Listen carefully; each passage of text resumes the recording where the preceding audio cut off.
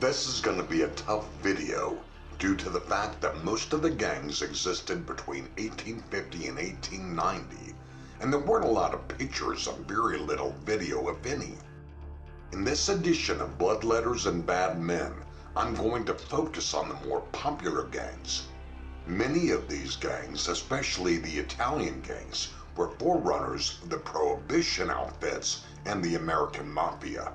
As one writer noted, the now orderly streets of New York City, especially Lower Manhattan, were once at the mercy of the multiple gangs that dominated in the 19th and early 20th century. Members of the gangs were more than often youths.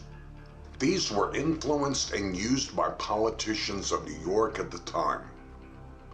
In the mid-19th century, America, and especially New York City, was receiving a steady flow of immigrants, mainly, though not exclusively, from Ireland. The new immigrants from Ireland were predominantly Roman Catholic, and they were settling in a Protestant area, which brought a lot of animosity, especially among the working class, which was already struggling to survive.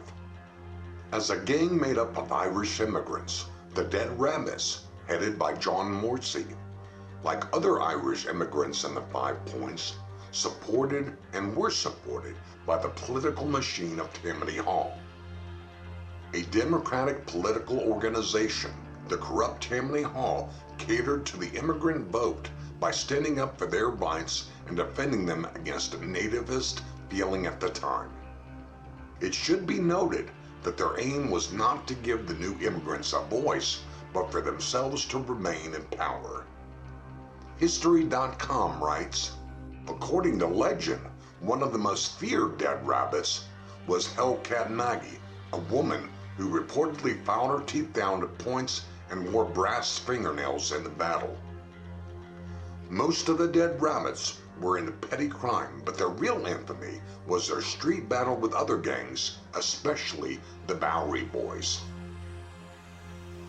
On the opposite side of the political spectrum was the Bowery Boys, who were founded by William Bill the Butcher Poole.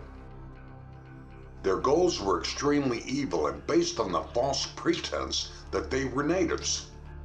They were strongly anti-Catholic and anti-Irish, calling themselves nationalists.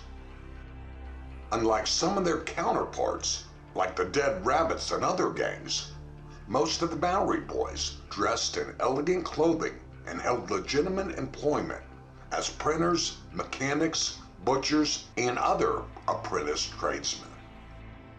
The opposing ideologies of the Bowery Boys and the Dead Rabbits manifested themselves in fights and riots throughout the mid-19th century up until 1860, culminating in one of the biggest riots New York has ever seen.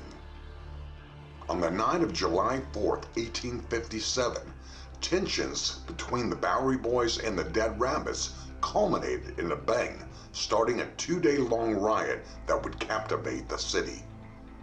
The New York Times described the scene as a crowd of young vagabonds from Cow Bay and the neighborhood proceeded to the Bowery. But who are some of the other gangs? What follows is a short list, hopefully in chronological order. The History Channel writes, New York City's 19th century gang activity wasn't limited to the rough and tumble streets of Manhattan. It also extended to the waters of the East River. The Daybreak Boys were one of the most ruthless crews of river pirates who preyed on the city's thriving shipping industry during the late 1940s and 1950s. Their most famous leaders were Cow-Legged Sam McCarthy and Slobbery Jim. They were called the Daybreak Boys because they preferred to strike in the hours before dawn. Using small rowboats, these adolescent gangsters would silently row their way alongside anchored ships in the harbor and sneak aboard. They would then steal as much cargo as they could before returning to their dinghies and escaping to a rendezvous point. To prove themselves and to be considered for membership, they were reportedly required to have already killed at least one person. As a result, The Daybreak Boys were supposedly responsible for more than 30 murders. It wasn't unusual for an unlucky watchman to end up with his throat slit or a fractured skull during one of their robberies. The gang reportedly fell apart late in the 1950s after a police crackdown, but not before they had claimed thousands of dollars in plunder. After the Civil War, the YOs began terrorizing New York and proved to be one of the most bloodthirstiest gangs ever. They dominated the Lower East Side and were headquartered around Mulberry Street. According to J. Robert Nash, evolving from the Chichesters and the 5 Points Gang, the YOs, unlike any other gang in New York, considered the whole of Manhattan their province, and some of their 500 members constantly raided the territories of Greenwich Village and the West Side. One member, Dandy John Dolan, supposedly carried a copper eye gouger and wore shoes fitted with axe blades. In the mid-1890s, the gang began losing its power and never regained its former status. Its members were eventually imprisoned or killed. As Monk Eastman, head of the Eastman Gang, and the 5 Points Gang came into prominence, the last of the Yhoos eventually evaporated. Monk Eastman headed up this gang. He was a Jewish mobster who delighted in street wars, cracking skulls, and murder. The Eastmans were one of New York's most feared criminal organizations in the 1890s. Bloodletters and Badmen did a whole episode on Monk Eastman and dedicated it to him and his exploits on this channel. The Eastmans, numbering 1,200, ranked in huge profits running brothels, protection rackets, drug rings, and even murder for hire. They bought and formed alliances with numerous politicians who would look the other way or help them out of tight spots.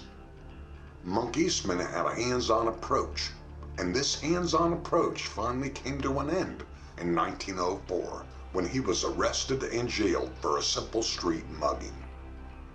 With their leader behind bars, the Eastmans splintered into several small, less powerful factions, but their street brawls with the 5 Points Gang were legendary. It is a wonder that Hollywood never made a movie about them. The 5 Points Gang were a breeding ground for early mobsters who went on to prohibition gangs, the mafia, and ultimately the National Crime Syndicate.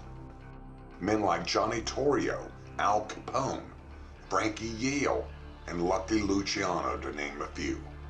The leader's name was Paul Kelly, and from his headquarters in the New Brighton Dance Hall, he assembled an army of 1,500 thugs who had bloody turf wars with their arch rivals, the Eastman Gang. The gang had numerous brawls. They even had a massive shootout once under the 2nd Avenue train line. Again, Bloodletters and Badmen did a full expose on this channel on Paul Kelly. We would encourage you to watch it. History.com writes, when they weren't participating in Wild West shootouts, the 5 Pointers ran widespread robberies, racketeering, and prostitution rings. They also dabbled in legitimate front businesses and worked as strong-armed men for the corrupt Tammany Hall political machine. The 5 Point Gang's influence eventually waned in the 1910s, and a decade later, many of the notables and those that were still alive went into prohibition gangs.